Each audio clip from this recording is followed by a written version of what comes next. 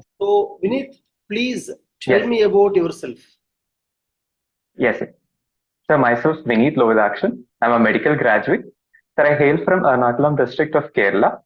Sir, I did my schooling from my hometown and I did my medical graduation from Government Kilpauk Medical College in Chennai. So my optional subject is anthropology. And I consider myself to be an optimistic person who firmly believes in perseverance and hard work, sir. Anything about hobbies, interests, passions? Yes, sir. So my points of interest include football and long distance running, sir. You play them or only watch football? No, sir, I play football and long distance running. I used to run in my college days. Now, currently not involved in long distance running, sir. Okay, so in the college, long distance running in the sense, generally what distance, what kind of competitions have you participated in the long distance running? Yes, yes. Sir, so long distance running, I used to run 10Ks, so 10 kilometers as part of, we used to have various health day marathons organized by government. So in that, it was not as such a competition. It was just as part of awareness campaigns I used to start. So I developed interest in that and further carried on. So you never tried to finish 10 km in the best possible speed for you? Have you never tried like that? You only ran for fun, something like that, as awareness? Yes, yes. So yes, sir. Like the first two times I participated, I couldn't complete even 10K. So that's when I thought I had the spare like feeling I should complete at least. So third time when I ran, I was able to complete it, and so it has been just now in the that aspect, but never I have taken in a competitive spirit in terms of time and speed, sir. Okay, got it, got it. Now, see, you're a doctor and also Yes, sir. long distance athlete, maybe not athlete, long distance runner, maybe. So Yes, sir. I have this doubt. When you take Yes, the sir. long distance athletes and short track athletes, when you compare them, Yes, sir. who Yes, generally sir. have more BMI? I mean, you know BMI, right? Yes, sir. Yeah, who Yes, generally have more BMI? yes, sir. Sir, if we look at the BMI, it is tending towards short distance runners who have more BMI. This is because short distance runners should have both aerobic as well as anaerobic capacity, while long distance runners tend to use their aerobic capacity at maximum, so that short sprints require more burst of energy also, which is correlated with higher BMI. So in that aspect, short distance runners tend to have more BMI. Sir. Okay, who are your favorite long track athletes? Yes.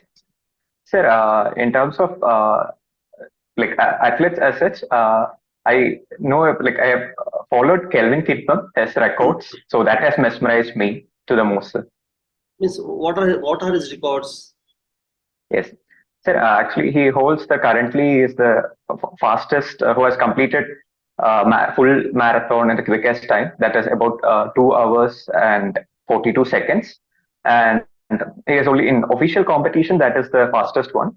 And unofficial one, it is Yulit Kipchoge who has completed below 2 hours. Sir. Let's see. Uh, you run 10 kilometers, right? You have never gone for a marathon, no?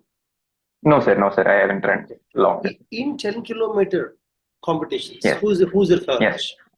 10 km. Yes. Sir, as of now, I'm not aware of especially athletes in 10K. I will look more about those athletes. Sir. Have you ever heard of the name Mo Farah? Mo Farah? Mo Farah. Have you Yes, heard? yes, sir. I have heard Mo Farah, but I'm not much aware into the details. Okay. See, means how did you develop interest in this long distance? I mean, marathon athletes. You named two athletes who ran Yes, sir. marathons. Why Yes, sir. specifically follow marathons? Why not 10-kilometer athletes or 5 kilometer athletes? Because that's the thing you do, no, 10 kilometers. Then what is this Yes, unique interest in marathon for you? When you never yes, even tried for marathon, how you develop yes, interest in marathon? yes. Sir, so here and actually my longest, my goal is actually to run a full marathon. So as of my physical capabilities couldn't make me do that. So my step is actually a kind of a small step. 10K was actually a small step towards running full length marathon. So I wish to do that one day. So that's why I developed interest in long marathon runners. I admire them for their perseverance and hard work that they are exhibiting and the success they are getting in that aspect. Oh, that's interesting. See, these long distance athletes, not only marathon, Yes, even 10 km also, get yes, unique type of injuries to their legs yes, when they go for long distance. Particularly when yes, they run on hard surfaces, they get some yes, kind of leg injuries. Can you name yes. common injuries that are faced by long distance athletes, but not short track athletes, not short distance athletes, only long Yes, distance? yes. Sir, so basically, coming to the injuries, one of the most common injuries that long distance runners especially exposed are stress fractures, sir. Especially since because short distance, since it's short sprouts, stress fractures are less common, but long distance, since the duration is more, stress fractures are more common. And also with regard to the muscle pull injuries, it is also much more common, especially with regard to the peroneus tendon injuries and also the ligament injuries. So in terms of the long distance running, these are much more common among athletes. Okay. Have you heard of shin spits? Shin spits. Sorry, sir, I'm not aware of this aspect. I will look more on this. Sir. Okay. Achilles heel. Achilles, yes, sir. Achilles tendon gets inflamed and leading to Achilles heel. Sir. Does short track athletes get it mostly or long track athletes get it mostly? Yes.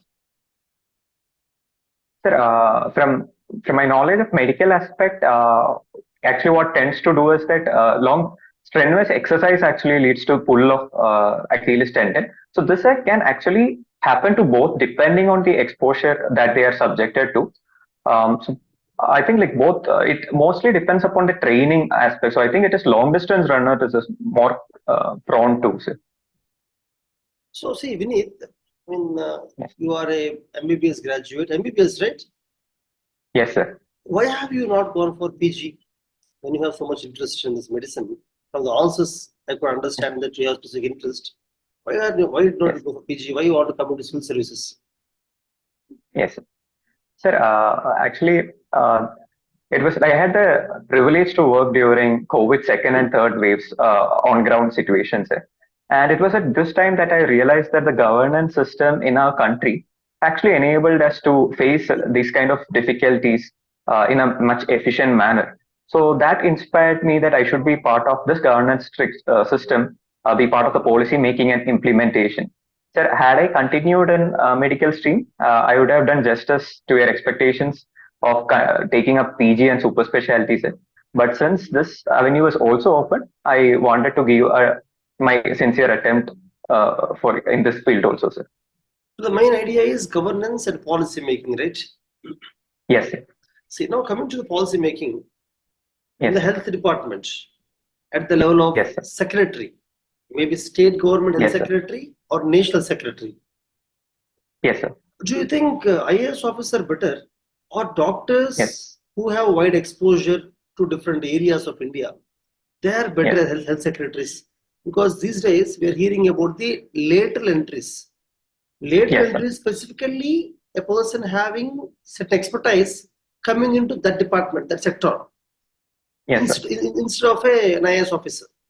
So in Yes, that sir. direction, if you talk about the Yes, sir. district medical health officer, DMHO, or Yes, any sir. other good officers, don't you think we can actually promote them to become health secretary because they already Yeah. have a good idea about where health problems and they know what is to be addressed. They know about the Yes. funds, everything.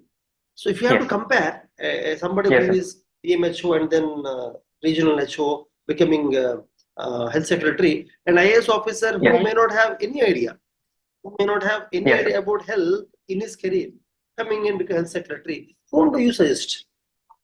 Yes, sir. Sir, the point raised by you is a valid point, sir. I acknowledge that aspect. So, in my opinion, sir, we should have a mix of both these perspectives. We should both have a generalist as well as a specialist providing the services for better governance. So, I would suggest generalized, like a specialized generalist is much more required for our system. Sir, with being a an IAS officer, he brings along with him much of expertise to meet up the emergency situations as we have seen during COVID times. Also, his exposure of dealing with various departments. So this is required for any policy, not just for health, but any policies. But again, sir, a specialist, as you had mentioned, a doctor himself can also provide us with various perspectives on himself. Sir, I think this is the exact reason why government is also promoting lateral entry into these fields. So what I would suggest is a balanced approach. We should have both IAS officers as well as lateral entry specialists. So our system is much more people centric as well as technically efficient. So maybe if one single post is not, if it is not possible, maybe an IAS officer can lead it with a committee of specialist doctors. So this can be a well balanced approach, sir. Committee of specialist doctors. Yes. Supporting health secretary. Sorry, sir. I get the question. You mean to say committee of doctors supporting whom? An IAS officer? Health secretary. Yes, sir. Yes, sir. Exactly. See, here when you're talking about doctors, yes, we hear quacks. You know quacks? Quacks. Sorry, sir. Again, do you know? Quacks. Yes, sir. Yes, yeah, sir. QUACKS, quacks. Yes. Yes, sir. Okay. Yes, sir. Yes. So you are from which place of Kerala? Sir, I'm from Cochin, sir. Ernakulam. Cochin. Yes. Have you ever visited a quack in your childhood? Have you ever got treatment from a quack? No, sir. I haven't received treatment from quacks, sir. Okay. Have you ever seen a quack, also called as RMP doctor? Have you heard the name RMP doctor? RMP doctor, yes, sir. Registered medical practice. I mean, yes. a person who is not an MBBS graduate, who do yes. not have any kind of medical degree, but still yes. practicing medicine and treating people. Do you know any? Yes. Do you know anybody like that? Sir, from my personal experience, I don't have personal experience, but I have read from various reports about such practices, sir.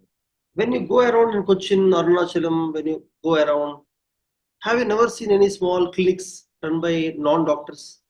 Have you never observed yes. it? Sir, actually, that is one good aspect regarding the health system in Kerala. The health checks by medical departments and health authorities are good. That the penetration of quacks are very much, in my opinion, it is nil. So, and also the health awareness of people are also pretty good. That these practices are not like supported over here. So I think this is one good aspect about Kerala medical development, sir. Okay, so let us take other parts of India. Yes, the quacks are prevalent. Okay, yes, widely sir. prevalent. Yes. Tell me a method or mechanism to avoid yes, this. Do you think we can go for a blanket ban on all the quacks? Anybody who is practicing or who is treating the patients without having a proper degree, shall we right away ban all of them, or do you have any other suggestion regarding quacks? Yes, sir. Herein, I would like to consider two aspects. One is really the profit-oriented malpracticing quacks, and also the other aspect is from being a student of anthropology, we also know about the concept of shamans and traditional medical practitioners who are part of our primitive or tribal societies. So these people have a cultural role in itself. So they don't have any degrees as such to prove that, but they are culturally and traditionally significant in those populations. So these two like aspects should be dealt in differently, sir. Those were malicious intent, they should be dealt with strictly with punishments and strict monitoring mechanism. But with the traditional medical practitioners like shamans, what we should adopt is the approach suggested by Virginia's Kaka committee. We should have a mixed approach where linking traditional medicine with our modern medicine, so that they can act as the bridge between the lack of health accessibility of primitive people towards the modern medical facilities. Sir. Primitive people means whom do you mean primitive people? Who are the primitive people talking about? Yes. Sir, primitive people is actually the tribal society that we mention in anthropological terms of reference. Okay. Now here, So the Vineeth, let us keep yes, sir. the tribal societies away from the discussion. Yes, sir. Okay, non-tribes, Yes, sir. because definitely, as I Yes, sir. understand, in tribal areas, most of the doctors may not allow to go and work generally. Yes, sir. Other Yes, than tribal areas, yes, other areas, how shall we deal with the quacks? yes. Sir, sir, herein I think each district should have an oversight committee to ensure that the such practices are not happening and such people are dealt with the most stringent measures. And also, we can a licensing system can be a uniform licensing system can be brought in for both modern medical practitioners as well as tradition like the Ayush system. And all those people who are not having this should be strictly penalized. And also health awareness, the behavioral change of people should be brought about in the long term, sir, wherein people are acknowledging verified medicine, the evidence-based medicine, and acknowledge like the accredited medicine, medical aspects, and people itself say no to such pseudo practices as such, sir. And then you said that Khaka committee Yes, said sir. that we have to allow traditional practices uh, along with these MBBS graduates, right? Modern medical practices, yes, Modern sir. person. Traditional, Yes. according to them, means Ayush, right? Sir, traditional, according to them, is we have like the medical man, what we call to be the medical man in terms of tribal societies. They have a head of themselves, what we call to be in certain language, the Moopen and other heads, who also they consider they have the divine powers of uh, healing. So what Virginia Saxa committee noted was these people cannot be considered like they cannot be kept away from them. Only their interference can make easily integrate these people towards modern medical practices so that That is about there again. That is about tribal communities. I'm talking yes, about sir. non-tribal communities. Yes, sir. But Saksa committee Khaka, report was about all Saksa committee. tribes. Yeah, it was So about tribal communities, sir. yes. So is there any committee that talks about quacks in general? Sir, I think I will have to read Okay. more about this aspect. Okay. No, Yes. no problem. No problem. Now, see, you are talking about Ayush. Just to say that there should be uniform license Ayush, right? Yes, sir. Do you think Ayush doctors can treat all? Shall they be allowed? Shall Ayush doctors be allowed to treat all kinds of diseases, or there should be restriction that they should be allowed to treat only specific kind of diseases? Yes. Sir, herein I think what actually has to come up with is uh, first stakeholder mechanism should be brought in, wherein we can evaluate the scope of Ayush as such. Being an allopathic stream, I am not much aware of the domains of Ayush as such. So what first we can evaluate which are the domains that Ayush as such covers and which have evidence based. So one aspect, one challenge that Ayush is facing is the evidence base. So what we can do is promote institutes of eminence, centers of excellence, and research and development in this field and make evidence based for all the treatments. And whichever field that evidence based medicine is coming up, we can allow all that fields to be treated with.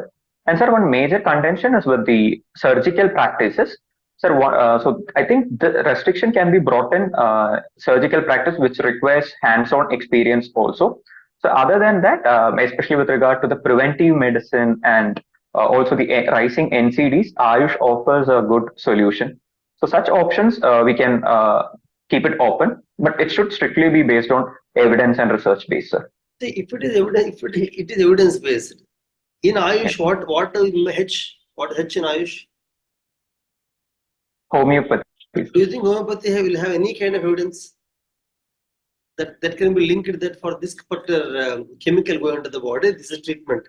Can you ever Yes. actually go for evidence based homeopathy? Is it possible even? Yes. Yes, sir. At present, it is not, but we should have that guidelines or that scientific approval should be based because there are because even Germany itself, wherein homeo was in a prevalent manner, Germany itself has been doing away with homeo due to lack of evidence. So this is something I think we should uh, bring in under research and development if possible. We should promote that aspect, sir. Okay, so Germany government itself is doing away with homeopathy, whereas Yes. India brought homeopathy into something called Ayush and providing degrees in homeopathy, right? Bachelor Yes, sir. homeopathy, master homeopathy, and the Yes. government of India is actually giving license to them to practice traditionally. Yes, sir. Traditionally it Yes, was sir. different, but now modern license is being given. So Yes, Germany sir. and India are going into opposite directions. Don't you think so? Yes, sir. Both are going in opposite direction, but I think it also has something to do with the situations present in both the countries. So Germany is a developed country, which has that alignment. They're much more into scientific and evidence-based practices, whereas we have our traditional linkages also. So our situation is different from that. That is why we are going on with our way of practice. See, Vineeth, why these doctors, Yes. not only PG, but even MBBS candidates, Yes, sir. why they are not going into rural areas? None of them want to work in rural areas, right? So what Yes. shall we do? Tell me some methods government of India or state government have to follow to ensure that these young doctors Yes. work in the rural areas. Can you force them to work in rural areas? Shall you put a condition that they shall work in rural at least for this many years?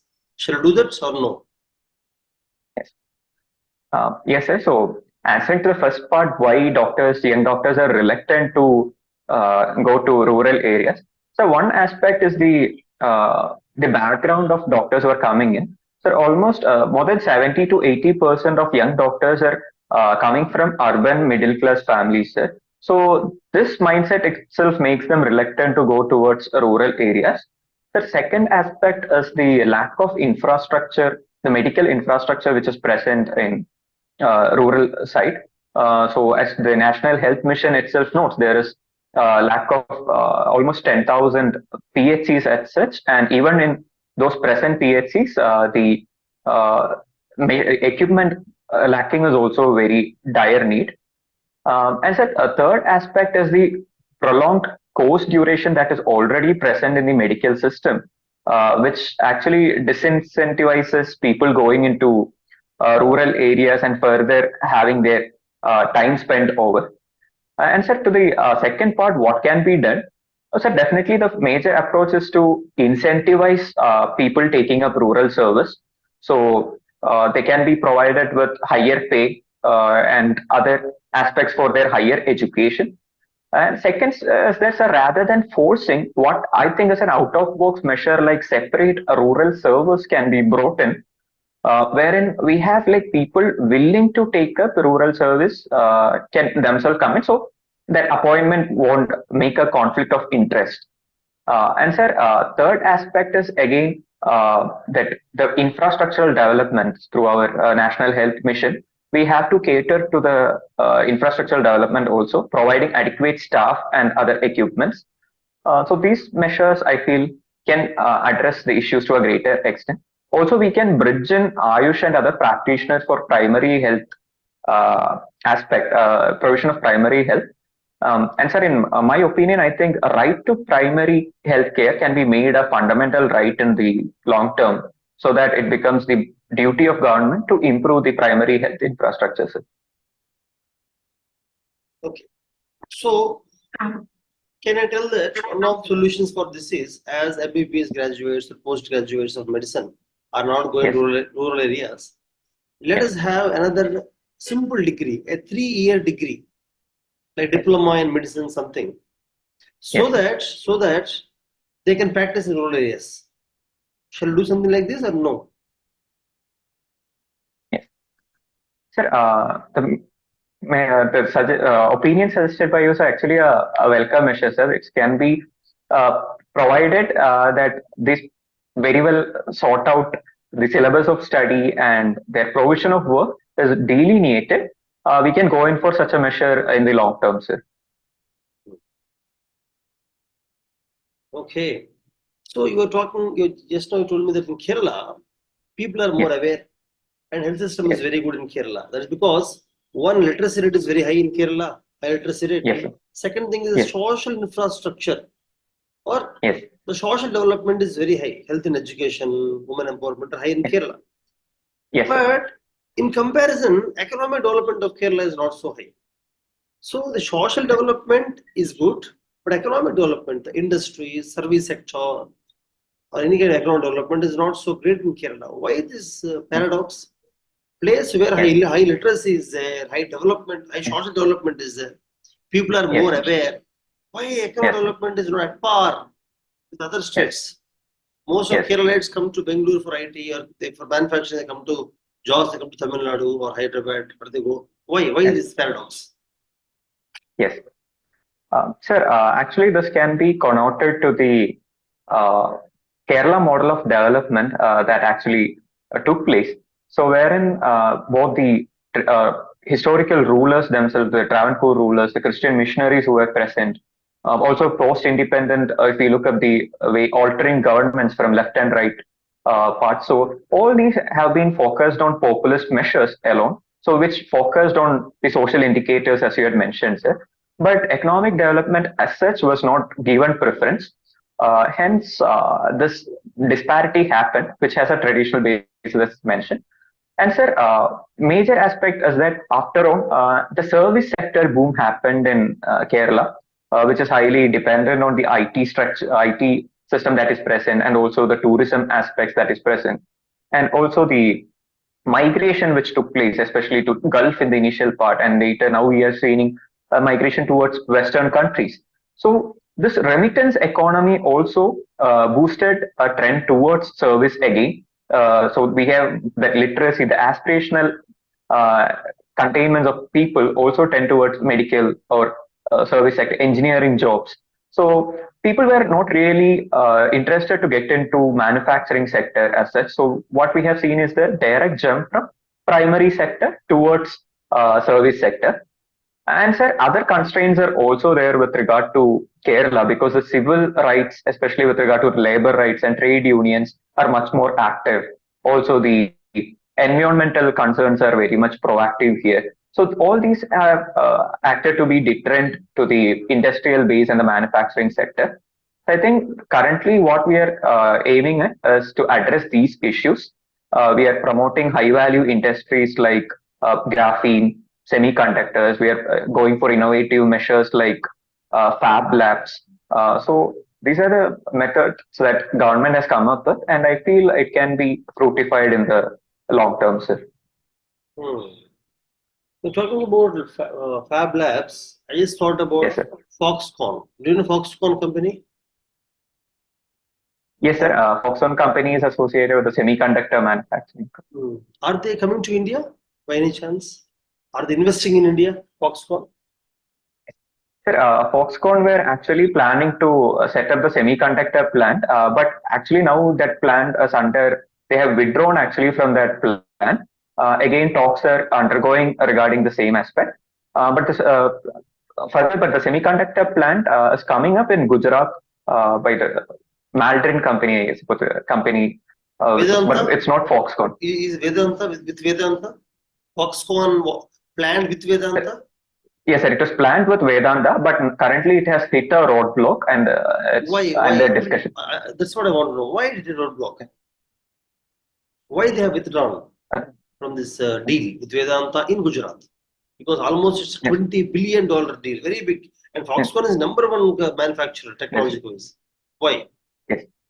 I see. Sir, I think exact reason I think I will have to look up the exact reason, sir. Okay. Okay. Currently, See, let us do about Gujarat.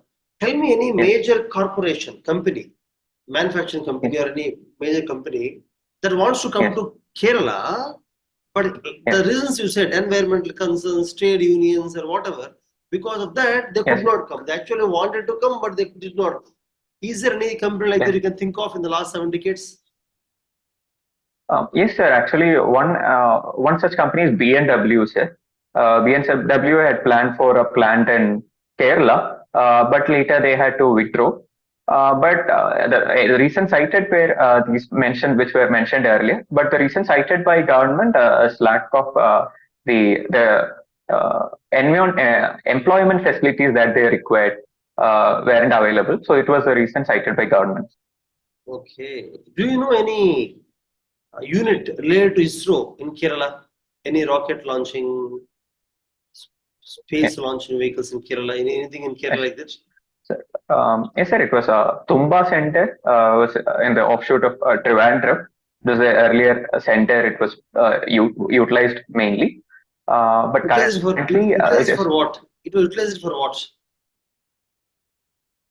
Sir, it was utilized for the initial launches of the ISRO programs, but later on it was later shifted to Sriharikota. Why Tumba was selected in the first place? Yes, sir. Tumba actually was a coastal town which was away from the major areas, and it offered actually a uh, like a zone which is free of uh, population, like the area trajectory which it offered was not coming with the other populated neighboring nations. So that's why Tumba was selected, in my Okay, knowledge, sir. leave the population aside. Talk Yes, geographically. Geographically, yes, why Tumba? Why Kerala? So why Kerala? Why not Maharashtra or Haryana or Assam? yes. Sir, I think I will have to look more on this question. And why it is moved to Sriharikota? Sir, I think this was the place where like the aspect of Sri Lanka came in, so we could. Otherwise, there was a risk of Sri Lanka being affected. So it was moved to Sriharikota. Are you sure about that? Uh, so I think I'll look more on this aspect. Why Sriharikota? Yes, sir, I will update myself on this aspect, sir. Okay. Have you heard of Mullaperiyar Dam? Yes, sir. What is the issue? Is the issue with Kerala or Tamil Nadu? Sir, the core issue surrounding Mullaperiyar Dam is the safety of people lying downstream of Mullaperiyar Dam in Kerala versus the agriculture, the irrigation facility of Tamil Nadu farmers, especially in the area of Dindigul and surrounding regions, sir. So what is the issue? Sir, it's actually related to the historical agreement, which is related to the Mullaperiyar construction, which was signed between Madras constituency and Kerala at that time. So what the agreement was for 999 years, wherein the operational authority was given to Tamil Nadu. Sir, and herein now the contention is with it's actually situated in a seismic prone zone wherein minor earthquakes are happening very frequently. So Kerala is concerned about the builder of the dam itself had predicted average life of 125 years, and we have also developed many cracks in that. So this aroused like fear of security among the people. And but Tamil Nadu is also concerned regarding the uh, irrigation that is associated with the farmers whose primary activity is dependent on agriculture. So this can take a hit if that new construction of a new dam is taking place for maybe 10 to 20 years. So no alternative mechanism was not available. So this is an entire issue associated with it. Okay. And then just few minutes back, we were talking about tourism in Kerala. When I asked about Yes, sir. the economic development of Kerala, you said the tourism. Yes. Yes, sir. See, Kerala is really successful in attracting tourists, and Kerala is Yes. successful in advertising. State government Yes. of Kerala is able to advertise very well that Kerala is God's own place, best tourist place, Yes. compared to many other states. Yes, sir. Tell me, in the efforts put by Kerala government to increase Yes. tourism revenue in the effort Yes. of last 3 to 4 decades, tell me the Yes. major initiatives by Kerala government, initiatives that really propelled Kerala as the best tourist place in India. Yes. Sir, starting here, actually, as you had mentioned, the branding of Kerala itself as the God's own country, it started actually towards the 1980s decade. So from there on, actually, Kerala has started popularizing. The effort of branding itself has worked for Kerala tourism, sir. And after that, another thing that has been done is identification of core zones within the state to develop to prominent areas, the likes of Tekadi, Munnar, the backwaters of Alappi. So such prone areas were developed by, identified and projected by the Kerala government. And sir, third aspect is a multi uh, culinary aspect was adopted. So wherein the culture was promoted, the scenic places, the natural beauty was promoted. And so such a mixed approach was promoted and it was integrated with the wellness of the medical aspect that was also a medical tourism aspect was projected into the minds of people, which again gained success. And sir, so what we can see is the leverage of technology to the best of its units. And in the last, actually, emerging concepts of responsible tourism, eco-tourism, heritage tourism. So all these has been utilized to the best by Kerala government, as we have seen the current glass bridges that are coming in various places, the adventure tourism spots like uh, the wave bridges that are coming in Cherai and Kovalam. The blues, it has also backed the blue flag certification. So these kind of various aspects has promoted tourism as such. Okay. Okay. See, why have you taken this anthropology is optional? Why not medical science? I took anthropology after a consultation of both medical science as well as anthropology optional set. So what attracted me to anthropology was the syllabus. I got interest in the syllabus that was mentioned, especially human evolution and genetics that was associated in the syllabus. So it drove towards anthropology. Sir. So you loved syllabus of anthropology more than medical science. Medical science was, of course, medical science is my loved subject since I have studied for 5 years. So here in, since I want to try out something new, so anthropology offered a good alternative, but it is not different, which I can utilize the base of my medical science can also be utilized. So that mix was provided by anthropology. Okay. See, as a doctor, I have Yes, a question. yes, sir. Recently, one of my family friends has got some unique symptoms. Symptoms is the tongue. The Yes, lady is 27 years old. Okay, yes, yes, sir. her tongue is slowly getting elongated, increasing in length, and even the Okay, nose sir. bone is increasing in length. Even the jaw Okay, bones sir. are slightly increasing. The face is becoming whiter. Okay, sir. Okay, so looking at the symptoms, what shall we do? I Yes, mean, what do you think? What kind of disease may it be? What kind of disease may it be? What may be the underlying problem? yes. So, the symptoms are actually elongation of jaws and tongue, along with increase in the size of nose. Yeah, nose bone is Sir, increasing, yeah, jaws are increasing, tongue is increasing. okay. Sir, one aspect that I can think of is maybe any of the salivary gland malfunctioning. It can be related to infect. If it is very short duration and associated with pain, I can go in for a diagnosis of mumps related. And if it is gradual increase, we should also suspect metastatic factors like maybe cancer can be related, more, maybe benign or other associated salivary gland cancer should also be eliminated, sir. Also, associated symptoms should be like onset of fever or weight loss. Similar aspects should also be interlinked to get a holistic approach. Sir. Okay. So I See, would I would why, suggest. but why would bones increase in length? Bones should not increase in length, you know. If bones are increasing in length, which gland may be affecting it? Jaw bones, jaw. bo- BONES bonds are Yes, increasing. yes, yes. Okay. So it should be so if bonds are so when we look up the patient is 27 years old, so the normal bone growth should have been limited by this time. So since it is again promoting a thing, so it's actually related to bone sarcomas can be the like bone cancers can be a cause of worry, which should be addressed with. Hmm.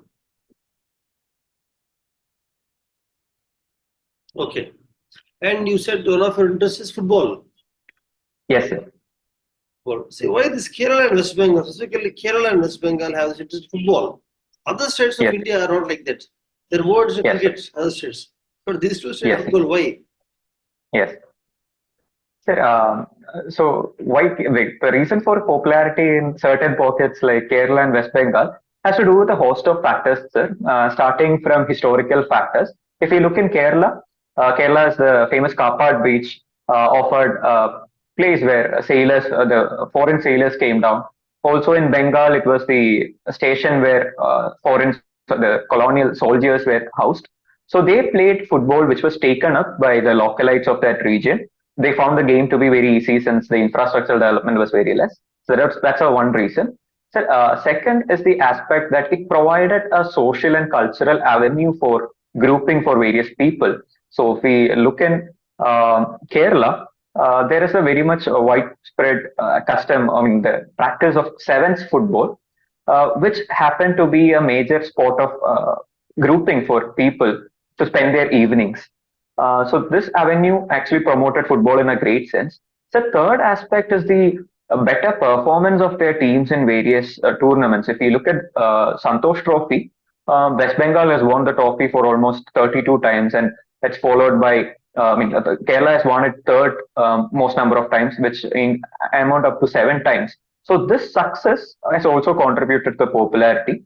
Along with these are the places where there is high penetration of European football also. There is a huge fan base for European football, which further aroused the football feelings among these people, sir. Can you elaborate on technology used in football these days? In Yes, decision taking, umpiring, technology used in football. yes. Sir, so the latest addition has been the VAR system, which actually video assistant refereeing. So it has been in call for a lot of time since there were, especially which triggered this incident was the 2010 World Cup, wherein Germany versus England match happened, which led to ruling out of a goal by England. So since then, there has been widespread protest, and this is very much prominent, sir. War technology. You have to select between Ronaldo, Cristiano Ronaldo, Yes, versus who is the other one you're expecting me to tell? The present is Lionel Messi, sir. Lionel Messi. Out of these two, Yes, who is your favorite and why? yes. Sir, actually, picking one among them is really difficult, and I would say it is unfair to pick one among them. But from my aspect, I would go on for Lionel Messi. But this is just to do that. He has more. I find myself similar to him because my playing style is left-footed. And that Okay. is based on. Yes. But otherwise, Okay. I won't prefer a selection reviews there to legends of the game. Okay. Okay. You got gold medal for 3 consecutive years. Sahodaya scholarship exam. Good. Yes, yes, yes. Thank you.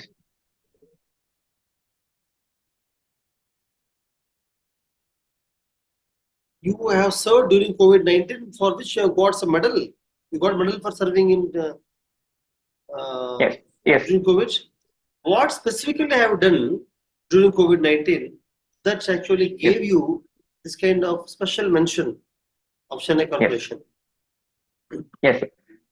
Sir, again, Mesha, I had the privilege to be part of the groundwork of both COVID second and third waves. So what actually led to the felicitation was that I was among the six batchmates who did maximum number of COVID duties. So maximum number of days we served during the COVID, both second and third waves. And this led to the felicitation, sir. Okay. See, recently research is going on in RNA vaccine. I've heard that. Yes, sir. Like, I'm not aware of the research, sir, but I know about RNA vaccines, sir. Nobel Prize, even Nobel Prize awarded recently based on the same. Have you heard of the Nobel Orange? Sorry, sir, I haven't. I will go through Okay. the laureate, sir. Okay, basically, tell me what is RNA vaccine? Yes. Sir, RNA vaccines are basically, those are calibrated. So vaccines are basically based on various components of a vector or a pathogen actually. So in RNA vaccines, the major component that we work upon is the genetic material of the microbe, which is RNA. So in this vaccine, we inject the vaccine with containing this RNA material, which sensitizes our immune system against further attacks by this pathogen, and we get long-lasting memory. The system as the immune system gets immune imprinting, which leads to longer memory and response. Okay. See, if India gets one more pandemic, yes, sir. Basically we should always keep also ready to face one more pandemic if it occurs. Okay. Based on the previous experience of the 2 or 3 waves of COVID, based on the previous experience, what changes have we done and what changes have we not done? Not changes, the improvements. Tell me the improvements that we have done based on the previous COVID wave and improvements which we still have to do. Both. Yes, sir. So in my opinion, COVID-19 has been a path-breaking incident in the history itself. So the major initiatives that we have done or improvements we have done is that first of all, the budget itself, sir, the spending on health has been raised to 2.1% of GDP, which was staggering in the 1.1% earlier. The second aspect is with regarding to the infrastructural development that we have brought about. If we consider the oxygen manufacturing capacity, it was just 600 metric tons, and we have raised it to 20,000 metric tons. We have trained almost 11,000 doctors specifically. We have trained almost 1 lakh nurses for that aspect. And also one major development is the vaccine development that we have promoted. Within 1 year at breakneck speed, we are able to develop vaccines and we are able to distribute it democratically, both for our own people as well as for world through our Vaccine My 3 programs. These are all positive aspects that we have got from COVID. And also, sir, also in other aspects also, both economically, we have addressed the challenges of people through our programs like Garib Kalyan Anna Yojana. We have the work from home culture that developed, the hybrid model of education. So all these are again learnings from COVID that we have got. And with regarding to the improvements that I feel is that, sir, one uniform stream of medical care to respond to such situations should be brought up. Something like the medical service in particular. Sir, and again, we should give more prominence to One Health. We should have a uniform policy to address One Health as such. Also, a union among countries to address these global issues should be brought about. And sir, one major concern which I have felt is the NCDs. So the NCDs and other critical care were subsided during that initial time of pandemic, which shouldn't happen if any more such situations happen. We should prioritize all such different aspects of medical care in case of any future pandemics occur. So these are the points I think improvements to be made. Sir. Okay, you told that India has an increase in the oxygen capacity, right? Yes, sir. Tell me, it has been increased. Tell me difference between medical oxygen and industrial oxygen. Sir, I think the percentage of the pure oxygen is the different, but I'm don't have precise in details on this aspect. Sir. Okay. Before I end the interview, do you want to tell me something? Sir, I think it has been covered up holistically, sir.